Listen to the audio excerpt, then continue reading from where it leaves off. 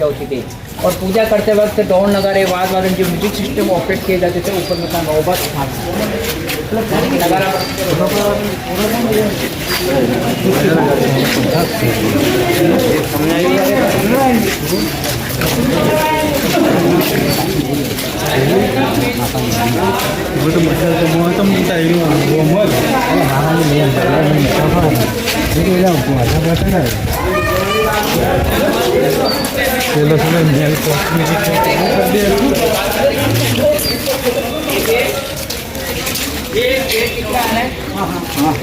ये इस महल का मेन एंट्री गेट था और यहाँ साउदी फंक्शन होते थे। इसको हाँ ये गेट दिख रहा सामने नीचे बीच वाला हाँ गेट है, उसमें गेट नहीं है अभी, जो दरवाजा बना रखा त्रिपोलिया गेट बोलते हैं। 3 गेट कमांड उससे बने हुए हैं। जब भी मुगलों के अधीन यह महल आया या कुछ मुगल आर्ट देने का और यहाँ सार्वजनिक फंक्शन होता था, जैसे यहाँ की लोक कलाएं, लोक संगीत, सैनिक करते जो दिखाया जाता था। ऊपर के एरिया में खास मेहमान को बिठा कर दिखाया जाता था और ऊपर जो बोलती दिख रही है जहाँ राजकुमार राजकुमारी को खड़ा रहकर यहाँ नज़ारा देखना हो देख सकते हैं। प्रेजेंट में लाइट एंड साउंड का ग्यारह कर चलता है, जो होटल द्वारा स्ट्रीम करती है, लेजर लाइटों से लाइटिंग होती है, क्रोम के अंदर सिटी के वहाँ बिठाते बिठाया जाता है। ठीक है, यहाँ आपको किसी को मेरे बात के लिए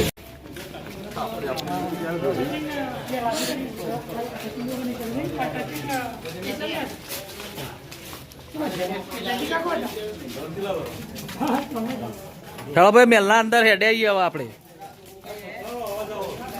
जरूखो, ये जरूखा है रानी को बेचने के लिए।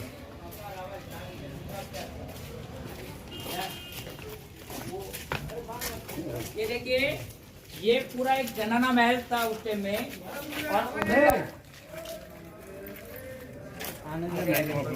ये जनाना महल था, उधर का मर्दाना महल था। यहाँ से 1 से 1.25 किलोमीटर दूर एक नेचुरल तरीके से एक झरना गिरता है। वहाँ रानी लोग क्या है कि अंडरग्राउंड रूम से जाकर वहाँ नाते शिव पूजा करके अंडरग्राउंड की सेवा करते हुआ करती थी, क्योंकि पर्दा पड़ता और सुरक्षा कारण उनका ज़्यादा था। तो इन आउट दोनों गवर्नमेंट बंद किया। बाकी रोड टू रोड जाए तो 1 से 1.25 किलोमीटर पड़ता, डायरेक्टली इसके अंदर होकर जाते थे तो आधा किलोमीटर भी नहीं पड़ता। चलो राजा का लगता है जाने का रास्ता अंडरग्राउंड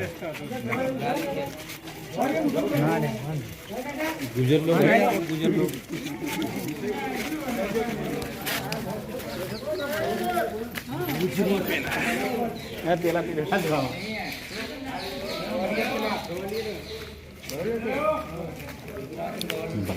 कंपनी से आएगी तो कंपनी से तो इससे भी अच्छा है ग्वालियर का। देखो होगा ना गाड़ी दो हाँ गाड़ी दो तुम गाड़ी दो इसलिए सुरक्षित मिलेगा। यहाँ के रानाओं ने कभी किसी का अधीनता स्वीकार नहीं, किसी के सामने झुके, इसलिए खंडर मिलेंगे। बाकी यहाँ के रानाओं ने चलो आ जाओ, उसी बाद में शुरू हो जाएगा। ये देखिए, ये पूरा एक जनाना महल था, अपने इसके नीचे बड़े बड़े हॉल है जो सूर्य गोगड़े के नीचे से निकलते हैं अंडरग्राउंड जाने के लिए। वहाँ इनका बेडरूम वगैरह, इनका सोने बैठने की जगह होती थी।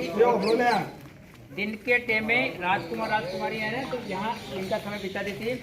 और यहाँ 2-3 मूवी का शूटिंग हुआ, जो एक सबसे पुराना फिल्म है देवानंद और वहीदा रहमान वाला गाइड फिल्म का कार्टून से खींच के आचल वाला गाना यहाँ से स्टार्ट होता है। 15 मिनट में एक होता है, 80% गाना यहाँ घुमाया गया किले के ऊपर।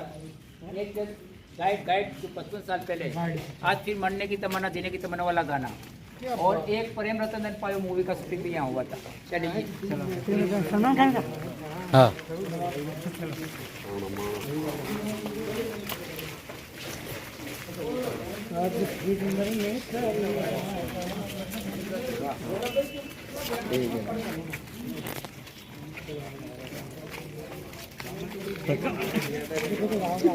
एक एक खेलो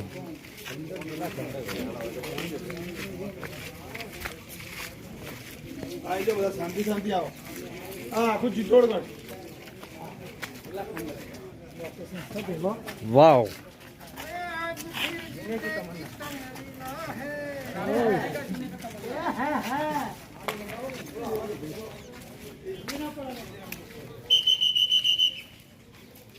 चला ए बाजू आओ, ए बाजू आवाज आई थी जो गुजरात क्या नाम आपका?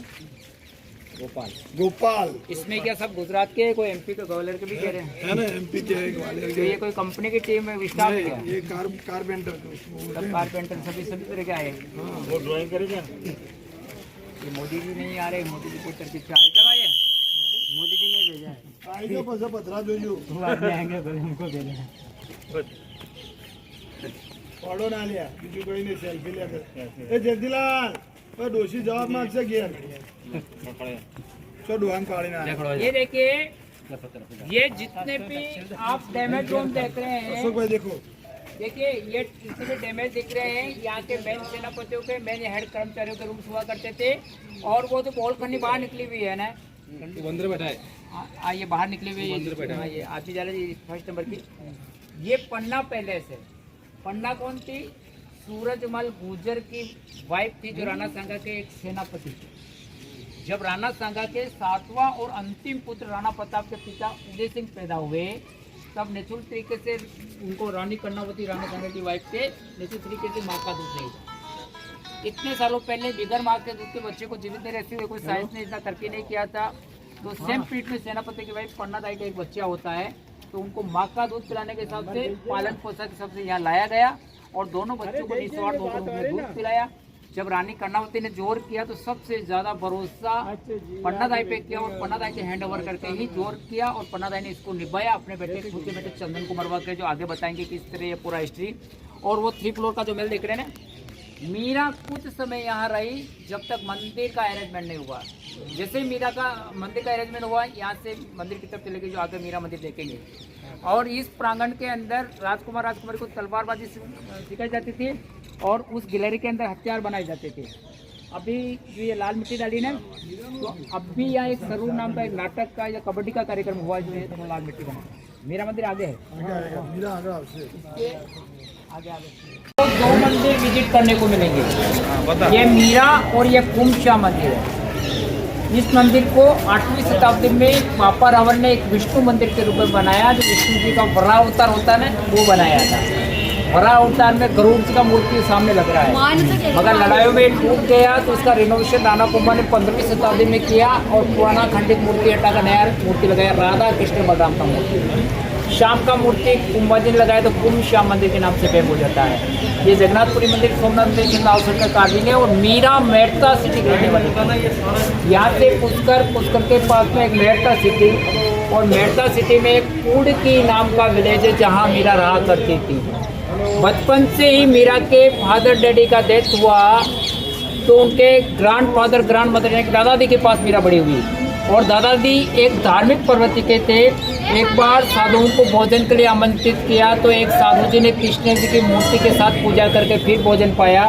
तो मीरा ने 3 वर्ष की उम्र में जिद मारा कि ये मूर्ति मेरे को चाहिए। काफ़ी समझाने पर मीरा नहीं मानी तो मीरा को मूर्ति दे दी गई। मीरा मूर्ति पाकर इतनी खुश हुई कि महल के कक्ष में रखकर पूजा अर्चना करना, भजन गाना ऐसा होता रहा। एक दिन महल के बालकनी से मीराबाई कोई शादी का फंक्शन दादी माँ के साथ खड़े हुए देख रही थी। तो दादी माँ से 3 वर्ष की उम्र में मीरा पूछती कि दादी माँ ये क्या हो रहा है। तो दादी माँ ने जवाब दिया कि दूल्हे की बारात निकल रही है। तो सेकंड क्वेश्चन मीरा उस वक्त रिटर्न दे देती है कि 3 वर्ष की उम्र में कि मेरा दूल्हा कौन होगा। छोटे बच्चे के मुंह से ऐसी बात सुनकर दादी माँ हड़बड़े हंसते हुए उसको दुलारते हुए मैं तेरा दूल्हा लेके आता हूँ। तो अंदर से कृष्ण जी की मूर्ति को उठाया और उसका हाथ में पकड़ा दिया। रात दिन तो इसकी पूजा करती रहती, यही तेरा दूल्हा। इस बात का मीरा के कोमल हृदय में ऐसा प्रभाव जा गया, कृष्ण जी को सब कुछ मान बैठी। समय गुजरा, मीरा बड़ी हुई तो राणा सांगा के सबसे बड़े लड़के भोजराज के साथ विवाह का संदेश पहुंचा। तो मीरा ने इसका विरोध किया। मीरा ने कहा कि मेरे तो गिरधर गोपाल दूसरों ने कोई। मीरा ने कहा कि ऐसे वर को क्या वरू जो बार बार मर जावे, मेरे तो ऐसे ही वर को मरूँ जो कृष्ण मेरी ऐसे वर को क्या वरू जो बार बार मर जावे, मैं ऐसे वर को वरू जो मेरा चूड़ा अमर हो जाए, अमर हो जाए। हाँ, कृष्ण कभी मरने वाले नहीं। बार बार समझाने पर वो शादी के लिए तैयार नहीं हुई। पर दादाजी का पोर्स पड़ा, बड़े बुजुर्गों ने समझाया तो बड़ों का आदर सत्कार रखते हुए मीरा ने नहीं चाहते हुए शादी के लिए यस बोल दिया बेमेल से। मगर बीच में एक शर्त रख दी कि आपकी बात मानती हूँ, मैं शादी करूँगी, मतलब सब मैं शादी करूँगी, 7 फेरे रहूँगी, मेरे कृष्ण जी की मूर्ति को मेरे साथ लेके ही 7 फेरे लिए जाएंगे। जब मीरा की शादी हो रही तो मीरा की अंतर नजरों से कृष्ण जी की मूर्ति के साथ जो शादी कर रही है और देखने वाले की नज़र में बहुत रात से शादी हो रही है। जब शादी करके बाइक घोड़ा बाइक डोली से चित्तौड़ की ओर बढ़ रहे थे, बीच में एक रेस्ट हुआ, चलो यहाँ कोई नाश्ता हो जाए। बाइक घोड़ा बाइक डोली से आते थे बारात लेके पहले। या नाश्ता हो जाए, और या तो कुछ सैनिकों को बहुत रात में भेजा कि चलो पानी का अरेंजमेंट कीजिए, मगर आजू बाजू कहीं दूर दूर तक पानी नहीं मिल पाया। वो निराश होकर आए। तो बहुत रात के दिमाग में क्या आया कि मीरा की डोली के पास आकर मीरा से बोला कि मीरा, हमने सुना आपने कृष्ण जी की भक्ति की खातिर शादी करने से इनकार कर दिया। आप भक्ति कितना आत्मिकता से, कितने प्रेम से, कितना श्रद्धा से, कितने लगन से करते हैं, हम देखना चाहते हैं। हमें पानी की आवश्यकता है, और अब भी पानी का मौसम भी नहीं है, बरसात का मौसम नहीं, अब भी आपके कृष्ण जी अभी इस वक्त पानी गिरा के बता देंगे तो मैं मान लूंगा कि तुम सच्चे हृदय से कृष्ण जी की भक्ति करते हो। तो उसी वक्त मीरा डोली से बाहर निकलकर आसमान की ओर देखने लगी और कृष्ण जी को पुकारने लगी, और बिगर मौसम गजने होकर बारिश का आना हुआ। तब से बहुत रात का हृदय पिघला और सभी की नज़रों में शादी जरूर करके लाए, और उन्होंने अपनी जीवान दी। उनके अनुसार मीरा को चित्तौड़ में आने के बाद में पूरी तरफ फ्रीडम कर देते हैं, और उनके लिए मंदिर का अरेंजमेंट कराते हैं, और रात पे और द्वारा आदेश देकर यहाँ पूजन सामग्री के हमेशा के लिए आदेश देते हैं। मीरा पीएड से भी निडर हो गया, कृष्ण भक्ति करती है, यहाँ तक कि उनके भजन इतने पॉपुलर हो जाते हैं कि आजू बाजू से साधु महात्मा सुनने के लिए आने लगते हैं, और उनकी आवाज़ में इतनी मधुरता थी कि रोड पे निकलने वाला खींचा चला जाता है। ऐसी भक्ति के चरम सीमा पर मीरा थी। तब अचानक उनके हस्बैंड का डेथ होता है, तो उन्हीं का छोटा भाई विक्रमादित्य यानी कि देवर, उनका देवर जब राजगद्दी बैठता है तो उनको ये चीज़ पसंद नहीं आई कि हमारे राज परिवार की बहू होकर आम लोगों के साथ भजन कीर्तन करना या साधु जैसे कपड़े पहनना। मीरा को कहा कि राजकुल की बहू राजकुल के अनुसार आई, राजमहल में रह के अच्छे आभूषण अच्छे कहने पहने। मीरा ने कहा कि आपके भैया को मैंने कभी पति नहीं माना, और महलों और धन दौलत वैभव को मैं कब छोड़ चुकी, इससे कोई मतलब नहीं। बार बार समझाने पर मीरा महलों में रहने से इनकार करती थी, तो उनके देवर ने मारने की योजना बनाई। उन्हें देखा सावधानी रूप से मारेंगे तो लोगों का विरोध करना पड़े, इनडायरेक्ट में मारने के हिसाब से विधि विधान से उनके पति के टाइम का सिस्टम चला। भोग के लिए प्रसाद फूलों का संकार जाता था कृष्ण जी के लिए। भोग के लिए प्रसाद के रूप में खीर का प्रसाद गया, चावल दूध वाला खीर, उसमें अपने आदमी को इशारा करके उसमें जहर मिलाया गया, ताकि मीरा भोग लगा के प्रसाद के रूप लेके मीरा मर जाएगी, हमारा नाम नहीं आएगा। पर मीरा ने जैसे खीर का कटोरा लेकर अपनी श्रद्धा से कृष्ण जी के मुंह के सामने करते हुए भोग लगाया, कहते हैं कि कृष्ण जी की मूर्ति पूरी ग्रीन हो जाती है, यानी कि सारा जल लेस होकर कृष्ण जी मूर्ति के अंदर ले लेते हैं। मीरा का कुछ नहीं होता। इससे मीरा ने मेरे तो फूलों के टोकरे में 4-5 स्नैक्स बेचकर उस पर फूल सजा कर भेजा गया, ताकि मीरा फूल निकालते निकालते कोई नाग उसको ड्रेस लेगा, मीरा मर जाएगी। पर वो सारे नाग कृष्ण जी की कृपा से फूलों के हारों में चेंज हो जाते हैं। तरह तरह से मीरा को मारने का प्रयास किया गया। कृष्ण जी की कृपा से विफल रहा, तो मीरा ने देखा जहाँ मुझे हर पल मारने की कोशिश की जा रही, उस जगह पर रहकर क्या करना। बड़े दुख के साथ कृष्ण लाला की मूर्ति को अपने साथ ले जाते हुए चारों धाम की यात्रा की। उनका अंतिम और लास्ट पड़ाव आपका गुजरात द्वारकाधीश, जब बेट द्वारका बोलते हैं, वहाँ सबसे लंबे समय तक मीरा भक्ति करती रही। और वही मूर्ति के अंदर मीरा ने इतना विलाप किया, इतना रोए कि प्रभु आपकी भक्ति करते हुए मुझे संसार सागर में हर पल मारने की कोशिश की जा रही है। कहते हैं कि उसकी भक्ति को पुकार सुनकर उस वक्त में कृष्ण जी की मूर्ति के 2 डिवाइड होते हैं, और मीरा का छोटा रूप होकर उसमें विलीन हो जाती है। एक साड़ी का पल्लू बाहर लटकता है, उसी दुकान मीरा उसमें गई मूर्ति के अंदर समझते। पहले मीरा मंदिर देखेंगे आई। मीरा के गुरु रोहिदास जी की चरण पादुका है। मीरा अपने टीचर के चरण पादुका पूजा करने के बाद अपने इष्ट देव की पूजा करने के लिए जाती थी। मूर्ति का नहीं, मूर्ति बनाया, देखिए ऊपर देखिए, जैसे 5 तत्व से मिलकर एक शरीर बनता, 5 बॉडी के साथ एक सिर जुड़ा हुआ है। जिस बॉडी को जिस नजर से देखेंगे वो सिर देख लगता है, ऐसे सभी उसी बॉडी में जुड़ा हुआ है। ठीक है, तो आप यहाँ जिसको मंदिर में जाना हो तो दर्शन करके आ सकते हैं, और फिर मंदिर में जा सकते हैं। फिर आगे नेक्स्ट कौन चलेंगे?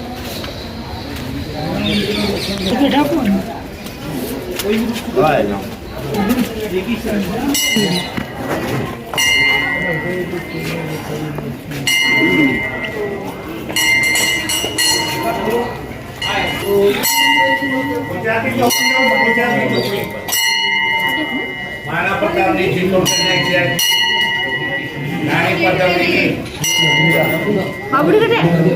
सेल्फी नहीं काढे इथे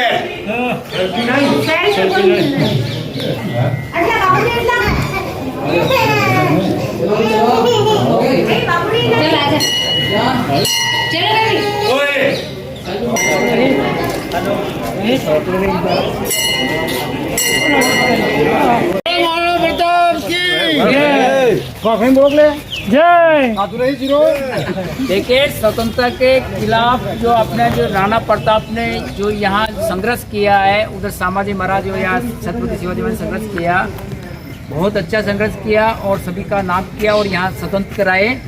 जैसे राणा प्रताप के लिए लगने लगे जिंदगी जंग, तो राणा प्रताप को पढ़ लेना, और अकेले हो यदि और दुश्मन हो 1000 तो छत्रपति शिवाजी महाराज को गढ़ लेना, ऐसा बताते हैं। ये विशेषता में तो इसको राणा कुंभा ने बनाया। राणा कुंभा जब मालवा सुल्तान महमूद खिलजी और अहमद शाह जिन्होंने अहमदाबाद बसाया, उन्होंने राणा कुंभा से लड़ाई के लिए चैलेंज किया। तो खानवा के मैदान में जो यहाँ MP में सारंगपुर का मैदान है जहाँ बहुत बड़ा फाइट हुआ, उसमें राणा कुंभा को बहुत बड़ी विजय हासिल हुई। उस विजय को हमेशा के लिए मेमोरी रखने के हिसाब से ये स्तंभ बनाया, तो इसका नाम रखा गया विजय स्तंभ। विजय की याद में बना स्तंभ विजय स्तंभ कहलाया। 122 फीट इसका ऊंचाई है, 157 इसमें पायड़ियाँ सीढ़ी हैं और 9 ग्रह के आधार पर 9 मंजिला बनाया हुआ। उस जमाने में 90 लाख रुपए इसमें खर्च हुए, मगर 10 साल इसको बनने में लगे। इसके 8वें और 9वें माले तक आप 8 मंजिल तक आप जा सकते थे। कोविड की वजह से गवर्नमेंट ने बंद किया तो इसका रीओपन अभी नहीं हुआ। इसके 8वें और 9वें माले में यहाँ राणा लोगों का सैनिक खड़ा रहता था और भारी मात्रा में जो सैनिक जो यहाँ वॉचिंग करते थे इस किले का पूरा, और दूर से कई धूल मिट्टी का भारी उड़ान देखते हैं जो हज़ारों की सेना चलती है दुश्मन की, तो वो संदेश पाते थे कि यहाँ कुछ बड़ा होने वाला है या दुश्मन लोग हमारी ओर बढ़ रहे हैं, तो अपनी सेना को अलर्ट मोड पे कर देते थे। इसके पीछे पीपल का पेड़ के पास में इधर होकर निकलेंगे रोहतांगा में, ये क्या 1956 के अंदर जो गवर्नमेंट अंडर में ये फोर्ट आया, तो इस ग्राउंड का जो खुदाई किया 40 से 50 फीट में मलबा निकला अंदर से। भारी मात्रा में लेडीज बोन्स, लेडीज हड्डियाँ मिली, भारी मात्रा में यहाँ ऑर्नामेंट्स मिले जो लेडीजों के गहने मिले, और भारी मात्रा में यहाँ का राग मिला। सिद्ध हुआ कि जोर यहाँ हुआ। पहला जोर 1303 में हुआ, जो रानी पद्मिनी का डिवाइड रूप से जोर एक साथ कमेंट रूप से रानी कर्णावती का जोर हुआ, जो 13,000 लेडियों के साथ इंतजाम में जोर हुआ। पर जोर करने से पहले अपने बेटे उदय सिंह, काफ़ी छोटा होने के कारण अपने बेटे उदय सिंह को पन्नादाई के हैंड ओवर करके जोर किया। जब गुजरात बहादुर शाह ने हमला बोला तब वो क्या है कि पन्नादाई के हाथ में लड़का था, तो उनका सौतेला भाई अस्थायी रूप से राजा बना उदय सिंह छोटा होने के खातिर। तो उनके दिमाग में आया है कि मैं बचपन से ही उदय सिंह को मार दूं ताकि हमेशा के लिए राजा रह जाऊंगा। जब महल में मंत्रणा चल रही थी कि आज रात को 12-1 बजे के आसपास में उदय सिंह को मार देंगे, सारी जनता साइलेंट हो गई थी। बाद में भी छोटा बच्चा है, पन्नादाई ने इस बात को सुन लिया और पन्नादाई को अपना वचन याद आया। पन्नादाई ने सबसे पहले दोनों बच्चों को सुलाते हुए नींद के अंदर दोनों बच्चों को अल्टरनेट कर दिया। जहाँ राजकुमार सोता था वहाँ राजकुमार की पोशाक पहनाकर, राजकुमार वाले ऑर्नामेंट्स पहनाकर और माथे पे सूर्य तिलक लगाकर राजकुमार वाले खाट पर अपने खुद के बेटे को सुला देती, राजकुमार जैसा बनाकर, और चादर उड़ा देती। एक सर्वेंट की तरह बनाकर या जैसे पन्नादाई का लड़का कपड़ा पहनता वो पहनाकर पन्नादाई के खाट पर सुला देती। पन्नादाई के लड़के वाले खाट पर राजकुमार को सुला देते हैं। अर्धरात्रि को जैसे ही बनवीर नंगी तलवार लेकर गुस्से में फुल ड्रिंक पीकर नशे में रूम में एंट्री होता और पन्ना को ललकारता है, पन्ना कहाँ गया वो पिल्ला उदय सिंह। उस वक्त एक माँ का कलेजा हिल उठता है, पर एक राजा के सामने कुछ नहीं बोल सकती वो। तो पन्नादाई ने कहा, अपने कांपते हाथों से अपने बेटे की ओर इशारा कर देते, ये है उदय सिंह। उसी वक्त गुस्से में और नशे में उन्हें उदय सिंह समझकर पन्नादाई के लड़के के 2 टुकड़े कर देता है। एक माँ के सामने एक बेटे के 2 टुकड़े हो जाते, पर एक माँ ने चिल्ला चूट और रोना चीखना सही नहीं समझा। रोए चीखे तो इस बात की जानकारी हो जाए और दूसरे बच्चे को मार दे। फिर अपने विश्वास पर नौकर द्वारा महल के पीछे के रास्ते से उसको कुंभलगढ़ भेज देते हैं। वही सेक्रेट आदमी द्वारा बड़े होते हैं, बड़े होने के बाद इस फोर्ट पर वापस अपना कब्जा करते हैं। इधर आइए आप।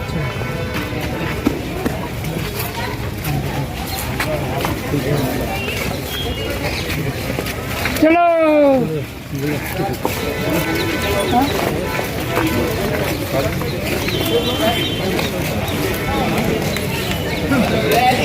एक साथ लोग आए।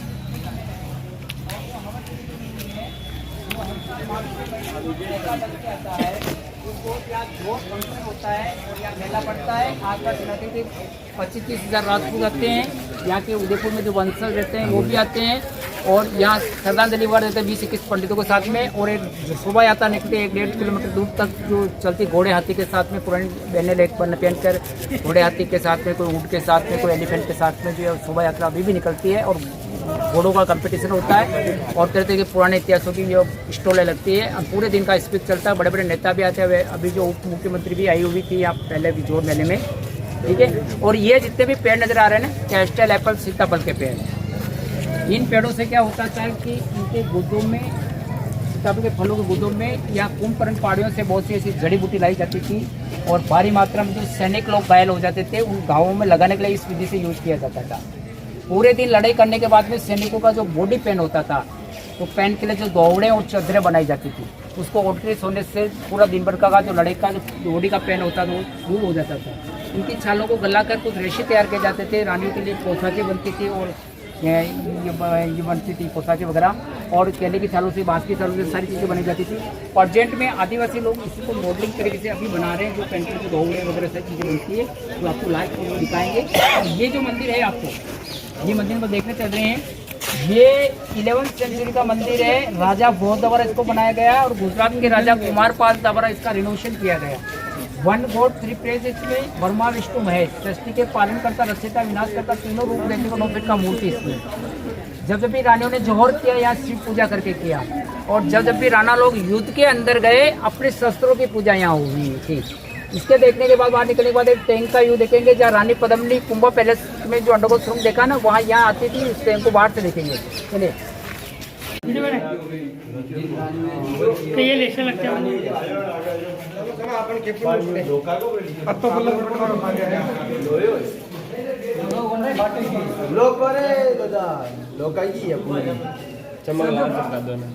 तू मान दे बोले यार नीचे लोया को आएंगे जी लेनी नहीं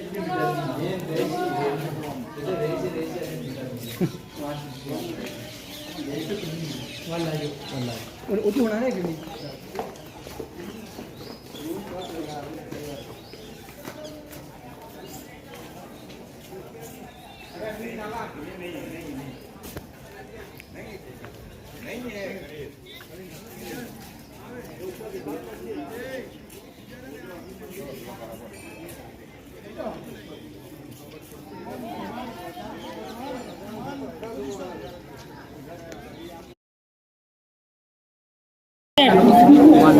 बोलो जोर से बोलो। इसको गोमती कुंड बोलते हैं, जहाँ एक शिवलिंग बना हुआ है, एक मेसू जो गाय का दूध बना रहता है।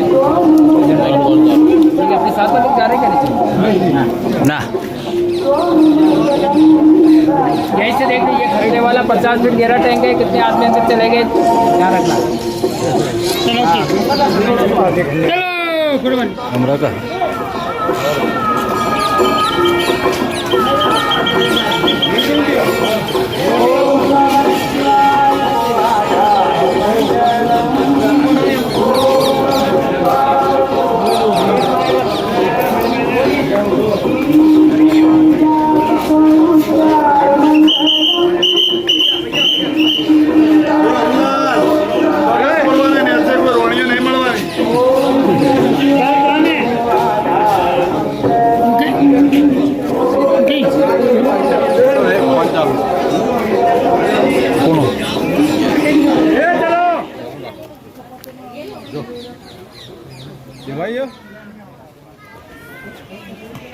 दिखाई जो काम कर जो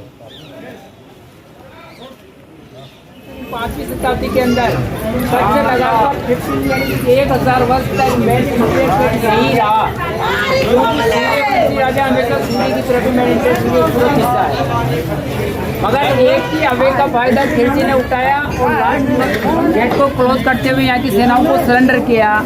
उसको देखते हुए राणा कुंभा जब राजा बने तो राणा कुंभा ने दूर की सोचते हुए एक इमरजेंसी गेट अलग से खोले, जिन गेटों से इमरजेंसी यूज करेंगे अपन, तो इमरजेंसी गेट के हिसाब से वो जिस गेटों से पार कर रहा है ये इमरजेंसी गेट थे। मगर सूर्यवंशी राजा ने 1000 वर्ष तक मैंने इंटरेस्ट के लिए था। इधर से अलाउद्दीन खिलजी आया, इधर से 700 डोले गई। ये जो पूरा ग्राउंड देख रहे हैं ना, खून उड़ रही, ये पूरा ग्राउंड उस वक्त का लड़ाई का मैदान था। और इसके आगे कुंभकर्ण पहाड़ी है, जो धुंध के बेचारे आदमी सो रहा है, ऐसा पहाड़ी नजर आता है। ये धुंध के पीछे ये जड़ी बूटी वाला पहाड़ी है। इधर अलाउद्दीन खिलजी घेरा डाल के बैठे थे।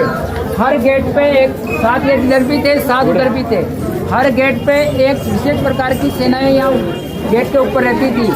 यदि दुश्मन लोग 6 गेटों को मार देते हुए 7वें गेट के आउट में रहते हैं तो वहाँ से तीर कमानों से या बालों से या गनों से हमला किया जाता था।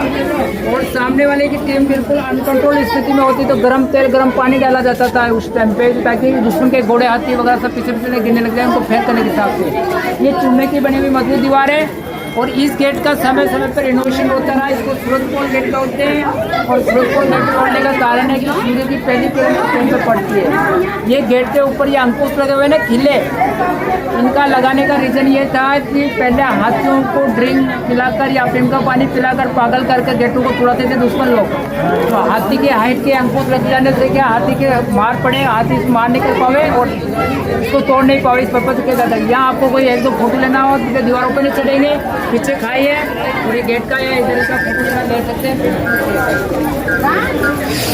इतना मैटर में लड़ेगा।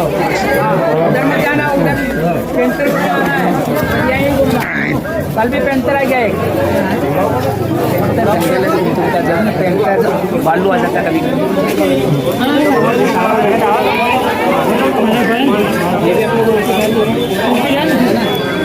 आप यूट्यूब में होगे कल? आपका चैनल है? मेरे को ना, मैं अच्छे बनूंगा मैं चैनल में, है ना, मैं आगे बताऊंगा आपको। देखिए ये सारे गुजराती ग्रुप घूम रहे हैं और इस फोर्ट का आनंद ले रहे हैं और शक्ति भक्ति और त्याग की भूमि पर सभी का हार्दिक वेलकम है। यहाँ भक्ति में मीरा हुई जो साक्षात कृष्ण से बातें करती थी और त्याग में अब पन्नात आई हुई जिन्होंने एक वचन के खातिर अपने बेटे चंदन को मरवा के उदय सिंह को बचाया। और पतिव्रता में अब पद्मिनी हुई जो रानी पद्मिनी को लोभ दिया गया कि हम आपको पटना नहीं बना कर रखेंगे, मगर उस प्रस्ताव को ठुकराया और अपना पतिव्रता तब निभाया। अपने आप को मरना जानना पसंद किया, नहीं कि अलाउद्दीन खिलजी के साथ जाना पसंद किया। दानवीर में अब हमाशा हुए जो बाई कास्ट जैन थे, यहाँ के हिसाब किताब रखने वाले जैन लोग हुआ करते थे और उन्होंने जब राणा प्रताप को हल्दी काटी के युद्ध के अंदर पैसों का जरूरत होता, पूर्जों का सारा खजाना उनके चरणों में बैठ कर दिए। और पतिव्रता में यह पद्मिनी हुई जो रानी पद्मिनी को लोभ दिया गया कि हम आपको पटरानी नहीं बना के रखेंगे, पर उस प्रस्ताव को ठुकराया और अपने आप को मरना जलना पसंद किया, नहीं कि उनके जोर का मतलब ये होता है कभी कभी युद्ध हारने के बाद में औरतें अपनी मान मर्यादा और स्वाभिमान को बचाने के लिए अपने आप को जिंदा आग में जल जाना, इससे जौहर कहा जाता है।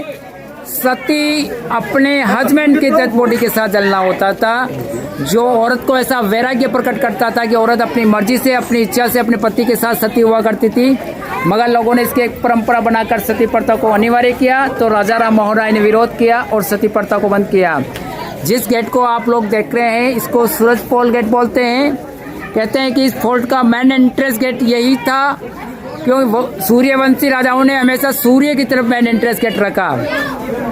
तो इसलिए मेन एंट्रेंस 1000 ईयर गेट 1000 वर्ष तक मेन एंट्रेंस गेट ये था। और वो धुंध छारे है जो आप देख रहे हैं बैकग्राउंड के अंदर, ये पूरा लड़ाई का मैदान था। और जब अलाउद्दीन खिलजी से लड़ाई हुई, जितनी भी लड़ाई हुई इस ग्राउंड के अंदर हुई है जो आप देख रहे हैं। ओके चलिए, यहाँ के राना उनकी सेना बैठकर इसको बेक करते हैं और आपके पास इतनी रानियां हो गई पर रानी पद्मिनी के मुकाबले में कोई सुंदर रानी नहीं है। अलाउद्दीन खिलजी ने कहा हमारे पास इतना पावर है, क्यों नहीं चित्तौड़ के राणा रतन सिंह की वाइफ रानी पद्मिनी को अपनी ताकत के बल से छीन के लेकर आए।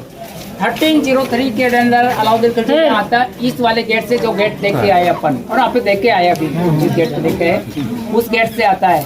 यहाँ के राजपूत उनको हरा देते, निराश होकर चला जाता है, मगर मन में विचार करके कहता है कि इस बात का मैं बदला लेके रहूंगा। 6 महीने के बाद में विशेष तैयारी के साथ में सेना को बड़ा चढ़ाकर दोबारा री एंट्री मारता है। री एंट्री के अंदर यहाँ का चेतन राठौर उनके साथ मिला हुआ था। उन्होंने अलाउद्दीन खिलजी को एक सुझाव दिया कि डायरेक्ट हमला करेंगे तो अब हारेंगे, हमारी बात मानिए, इनको क्लोज कीजिए और इनकी सेना को फील्ड में बुलाइए ताकि फील्ड टू फील्ड मुकाबला होगा तो जीतने का आसार ज्यादा रहेंगे। तो उस टाइम में उन्होंने कहा कि मैं जानता हूँ किले पे जाने आने का एक ही रास्ता है, जो रास्ता बताया आपको, इस गेट को क्लोज कीजिए, यहाँ किसानों को बंदी बना दीजिए ताकि आदान प्रदान होगा तो ये ऑटोमेटिक नीचे आएंगे। 6 महीने तक लगातार घेरा डालने से क्या होता है, यहाँ के खाने पीने की सामग्री के स्टोरेज खत्म के करीब आए। तो राणा रतन सिंह जी ने संदेश भिजवाया, आपको फाइट करना तो फाइट कीजिए, रास्ता रोके क्यों बेटे। उधर से एक प्यार भरा संदेश आया कि हम कोई फाइट के मूड में नहीं, हम नहीं चाहते कि अनावश्यक रूप से खून खराबा हो, हमें तो एक बार रानी पद्मिनी को दिखा दीजिए, हम लौट जाएंगे। इस बीच सभी एक सौर में सभी राजपूतों ने विरोध किया, हम लड़ सकते मर सकते, मैं रानी का चेहरा नहीं बताएंगे। इस बीच किसी काज करने का रानी का चेहरा दिखाया, किसी ने कहा नहीं दिखाया। मैं भी कहता हूँ जो रानी अपने आप को मरना पसंद करती है उसको नहीं दिखाया जा सकता है, मगर जो इतिहासकार बहुत से कहे कि फिल्म का विरोध चला, फिल्म के चक्कर में गिलास टूट गया यहाँ, तो ये फिल्म के चक्कर में ये विरोध चला, तो वो जो ये मानते हैं कि रानी पद्मिनी को दिखाया, इतिहासकार उनका तर्क था कि कुछ सैनिकों के फैमिली मेंबरों से उस वक्त में एक विरोधाभास हुआ, एक दिखाने के नाम से फाइट करेंगे तो हम सबको लो जा सकता होती कुछ युद्ध को टालने के प्रयोग किए जाए। तो युद्ध को टालने के हिसाब से, जन आने को बचाने के हिसाब से गुप्त तरीके से एक मीटिंग किया गया, उसमें अंडरकोड फिक्स किया किसी भी हाल में हम रानी पद्मिनी को नहीं दिखाने वाले। बात डिक्लेयर किया रानी को दिखाएंगे, मगर रियल में रानी पद्मिनी को नहीं दिखाकर लड़ाई को टालने के हिसाब से, जनहानि को बचाने के हिसाब से कहते हैं कि एक बीच का निर्णय लिया गया कि रानी पद्मिनी की जगह एक सुंदर दासी का चयनित करके उसको एक रानी का मेकअप दिखाकर उल्टा दिखाया ताकि लड़ाई को टाला जाए, जनहानि को बचाया जाए। दिखाने के बाद में किले के लास्ट गेट पे छोड़ने के हिसाब से गए तो चालाकी से अलाउद्दीन खिलजी की कॉम्प्रोमाइज भावना दिखाई, हंसी मजाक करते, गले मिलते, हाथ मिलाते, हम आप मिलकर व्यापार करेंगे, आप क्या पैदावार हम भेज दें, फिर हमारा कब आना होगा, थोड़ा मैं आगे छोड़ के आगे छोड़ दूँ। आगे के चक्कर में राणा रत्न सिंह लास्ट गेट पर चले गए। आगे छोड़ने के हिसाब से लास्ट गेट पर अलाउद्दीन खिलजी की सेना सामने नजर आते हैं। अलाउद्दीन खिलजी ने पलटा मारते हुए राणा रत्न सिंह को बंदी बनवा दिया और ऊपर संदेश भिजवाया है कि रानी पद्मिनी हमारे साथ चलेगी तो आपके पति को छोड़ा जाएगा। जब रानी पद्मिनी के पास ये सूचना पहुंची तो रानी पद्मिनी को बड़ा दुख होता है कि हमारे साथ धोखा हो गया। रानी पद्मिनी ने कहा धोखे बोले, हम धोखे से लेकर रानी पद्मिनी ने रिटर्न जवाब भेजा कि मैं आने के लिए तैयार हूँ, मेरी भी एक शर्त है कि मेरे साथ मेरी सासू काम करने वाली मेरी सर्वेंट दासी मेरी खास फ्रेंड वो साथ चलेगी, 700 डोलियों का प्रबंध किया जाए। तो 700 पालकी का प्रबंध किया गया। रियल में रानी पद्मिनी वाली डोली के अंदर कहते हैं कि रानी पद्मिनी को नहीं बिठाकर रानी पद्मिनी के 2 भाई थे, घोड़ा और बादल। घोड़ा नाम का उनका भाई कुछ प्रेस का मैचिंग कलर का लाइट था, तो उसको बिल्कुल रानी बनाकर रानी वाली डोली बैठा दिया। एक एक दासी के रूप में कोई दासी नहीं गई, नहीं उनकी फ्रेंड गई डोली के अंदर। एक एक सैनिक बैठा, 2 उठाने वाले सैनिक, 2 अंगरक्षक सैनिक। अंगरक्षकों के अलावा किसी को हत्या लेना अलाउ नहीं था। तो 3500 सेना 1400 तलवारों के साथ फील्ड के अंदर पहुंच चुकी थी।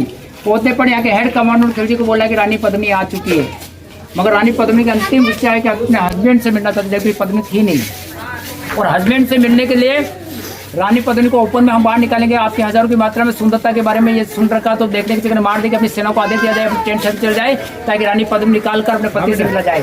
सब सेना को हटा दिया गया और अंतिम बार पति से मिलने के बाद ने नकली पद्मिनी को घूंघट की आड़ में उतारा, राणा रत्न सिंह के कैंप में लेके राणा रत्न सिंह को छुड़ा लिया, फोर्ट पे बढ़ने का पोजीशन बनाया।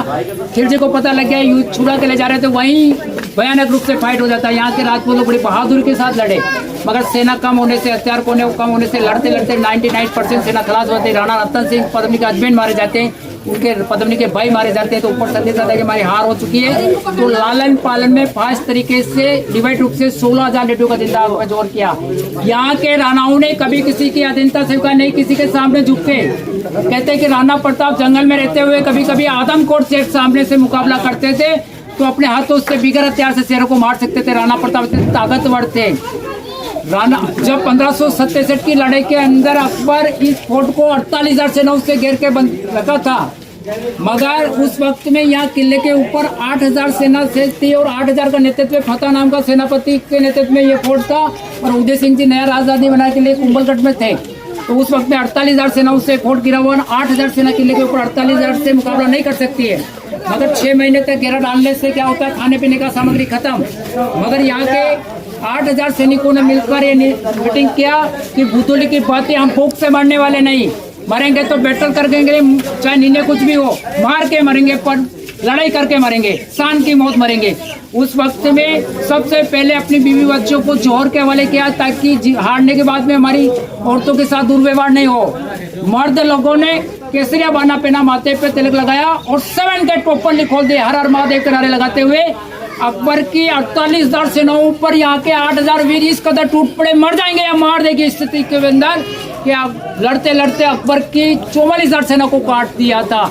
यहाँ तक कि कल्ला नाम का योद्धा तो इतना भयानक रूप से लड़ रहा था कि हजारों सैनिकों को मारते हुए आगे बढ़ रहा था। एक थोड़ी सी चूक होने से उनका गर्दन उठ गया, गर्दन कट के नीचे गिर गया, मगर उनमें इतना सांस इतना प्रबल था कि आधे किलोमीटर तक बिगर गर्दन के तलवारों का मूविंग देता रहा। इतना बहादुर सैनिक था। अकबर इतना थका हार गया राणा प्रताप से, उसको सपने आने लगे, राणा प्रताप मुझे कभी भी मार सकते हैं। दिन रात सपने आते थे, सुबह उठे तो राणा प्रताप का नाम, शाम को राणा प्रताप का नाम। तो तरह तरह के उनको प्रलोभन दिया गया, राणा प्रताप को आपको गुलाम नहीं रखेंगे पर मौखिक रूप से गुलामी स्वीकार कर दीजिए। राणा प्रताप ने कहा कि हमारे खून के कतरे कतरे में ऐसा नहीं कि गुलामी स्वीकार करेंगे। फिर बैलोन खान नाम का उनका एक सेनापति था जो 4.8 फीट का था, अच्छा शक्तिशाली, कभी किसी प्रकार का युद्ध नहीं हारा और ताकतवर इतना है कि 2 हाथियों को जंजीर पकड़ के इधर से इधर घुमा दे। उसको भेजा गया कि राणा प्रताप का किसी भी हाल में मेरे को सीट ला के दीजिए। राणा प्रताप 7.5 फीट के, वो 7.25 फीट का। राणा प्रताप से आधे पौन घंटे तक इतना तगड़ा फाइट चला।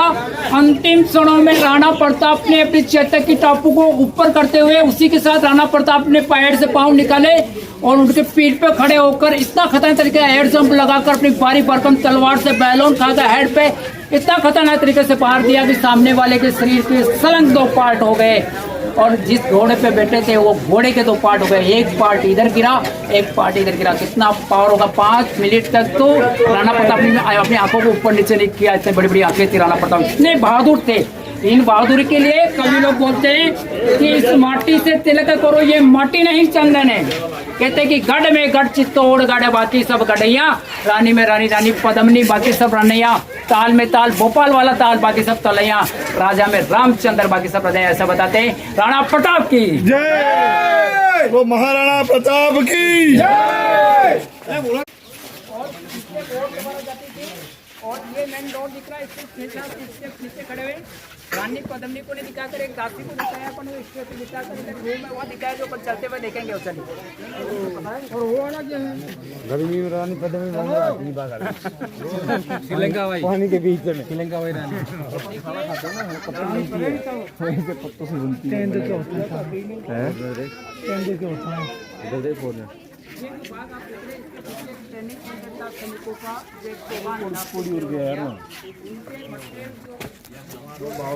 यहाँ रखे जाते थे, कोई रात में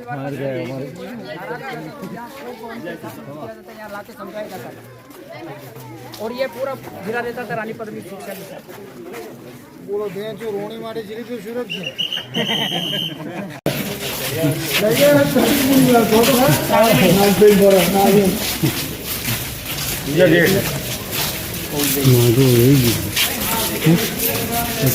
बोला ये चालू तो हो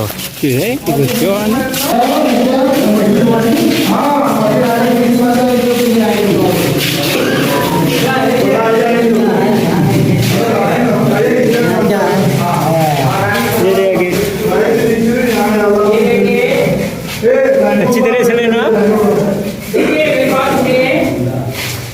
अच्छी तरह से में अलाउ के छुट्टी को लाया गया था। और जो ये पानी के बीच में मेन डोर या सामने दिख रहा है, वो सामने मेन डोर दिख रहा है। ये पानी के नीचे जो डूबी हुई सीधे से था वो है। नीचे 3rd नंबर स्टेज पे नकली पद्मनी को बिठाया गया था। और ये जो डोर के जो जितने भी जाली वगैरह है लेके ओपन था, वहां से रिफ्लेक्शन गिरा इस रूम के अंदर। चारों तरफ 4 आईने लगाए गए कि आने वाला बादशाह एक कंफ्यूजन की स्थिति में खड़ा रहे, भ्रम की स्थिति में खड़ा रहे, किस आईने से हमें दिखाया जाएगा। ये जो बात है ये पॉइंट बना हुआ है। इस पॉइंट में खिड़की को खड़ा किया इस पोजीशन में। ये ग्लास 60 डिग्री एंगल से झुका हुआ था। यह फिल्म टूट गया, पोर्ट्रेट नहीं लग सकता। ये 60 डिग्री एंगल से झुका हुआ है। वहां सीढ़ी से रिफ्लेक्शन गिरा इस ग्लास के अंदर। पास में दोनों तरफ सेना की टुकड़ी खड़ी थी। खिड़की को सख्त निर्देश हुए कि इस पॉइंट से 1-2 कदम आगे बढ़कर, यदि गलती से भी आप आगे बढ़कर डायरेक्ट देखने का प्रयास करेंगे तो आपको कहेंगे नहीं क्या कर रहे हो, डायरेक्ट आपका सर्कल कर दिया जाएगा।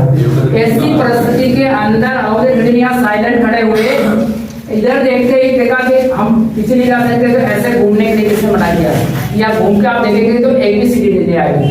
इस क्लास को देखना है तो गाइडलाइन में दुकाना है ना, आज मंदिर की तमन्ना दिल्ली की तमन्ना में वैदारी मानवा बैठी थी, देवानंद इस पॉइंट से इस क्लास से बैठी था। ठीक है, चलो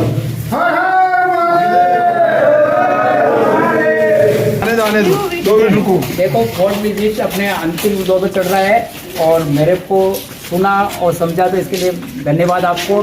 साइलेंट रह के सुना है। हम तो ये चाहते हैं कि हमारा बद पहले से आपको अच्छी से अच्छी जानकारी देवें, क्योंकि हमारे इससे स्वार्थ जुड़ा हुआ है कि हमारा यह बद पहले से है। इसमें देखिए, ये पूरा एक दासियों का सर्कल था। और जब राणा लोग कभी कभी निरीक्षण करने के हिसाब से दासियों वाले सर्कल से बाहर निकलते थे, तो दासी यहाँ खड़ी रहकर फूल बरसाकर वेलकम किया करती। ठीक है, वक्त आने पर यहाँ की क्षेत्रीय भी तलवार उठा सकती थी। जो परिवार राज परिवार के हर सदस्य को, चाहे लेडीज हो या जेंट्स हो, उसको तलवारबाजी या घोड़ दौड़ आना अनिवार्य था। कभी कभी दुश्मन महल में एंट्री हो जाए तो उससे मुकाबला करने के लिए तलवार चलाना, घोड़ दौड़ करना अच्छी बात है, वो आना चाहिए। एक यहाँ हाड़ा रानी थी, हाड़ा रानी। देखिए, हाड़ा रानी का इतना बड़ा त्याग देखिए। हाड़ा रानी सलुम्बर वाली थी, उनके पति का नाम था रतन सिंह। रतन सिंह वो नहीं कह रहा हूँ पद्मनी वाला अजमेंट, रतन सिंह दूसरा जो यहाँ का हेड जो सेनापति था। शादी करके लाए, घरे प्रवेश होता है ना, जैसे नया दूल्हा दूल्हा आवे तो अपन जो हर घर में पूजा अर्चना करके जो पूजा करते हैं, तो गृह प्रवेश हो रहा था। उस वक्त में सारी पूजा का कार्यक्रम पूर्ण हो गया था और दुल्हन अंदर चावल के लोटे के लात मार के अंदर चली गई। जैसे उसके पति का जाने के लिए पांव उठा अंदर जाने के लिए, बाहर एकदम संदेश आया कि युद्ध हो गया, जाना अनिवार्य, देश सुरक्षा पहले। और अब क्या वापस किया कि अंदर नहीं जा सकता है। और बाहर खड़े खड़े उनके दिमाग में विचार आने लगा कि मैं शादी करके आया, मेरी पत्नी को जाना पहचाना नहीं, युद्ध में मान लो कोई हादसा हो जाए, युद्ध का कोई भरोसा नहीं, मरे जिए, कोई हादसा हो जाए तो मेरी पत्नी का क्या होगा। अब क्या करे, तेरे जरोकों में देखे, वो जरोकों में तो कोई पत्नी आने वाली भी नहीं। एक बच्चा दिखा पास में, बच्चे को कहा आप जाइए अंदर, जाकर उनसे कोई निशानी लेके आ जाइए। निशानी के तौर पर यूँ क्या है कि मिट्टी पिट्टी ऐसा कोई कार्यक्रम दे देंगे। मगर उस क्षेत्राणी ने इस बात को सुना तो उनको बड़ा दुख हुआ कि मेरे में दिमाग रहेगा, धरती माँ का लिए उतार। सबसे पहले एक लेटर लिखा और लेटर के अंदर तरह तरह की बातें लिखी, जाओ इस देश की रक्षा करो, मैं ऐसी बहुत सी बलि दे सकता हूँ या कुर्बानी दे सकती हूँ, ऐसी बातें। और लेटर लिखा और एक थाल मंगाया बच्चे से और कटार लेकर अपना शीश उतार के दे दिया था। और वो शीश डायरेक्ट थाल के अंदर जा गिरा और जब उस शीश को देखकर लेटर पढ़ा तो उनके पति के आंखों में आंसू आ गया। जाओ मेरी परवाह मत करो, मैं ऐसे हजारों बलि दे सकती हूँ, हमारे देश की रक्षा करो और जीत के आओ। और फिर उसका जो मुंडी होता है ना, उनकी औरत का बड़े बाल होते औरत के, तो यहाँ 4-5 गठाने लगाकर और मुंडी को तैर कर पीछे की परवाह नहीं की, घमासान युद्ध लड़ा और उसमें विजय हासिल करके आए। ऐसी क्षेत्राणी अभी यहाँ थी, कहने का मतलब है। ठीक है, दासियों का महल है, तलवारें चला रही थी, अभी विलन चला रही है।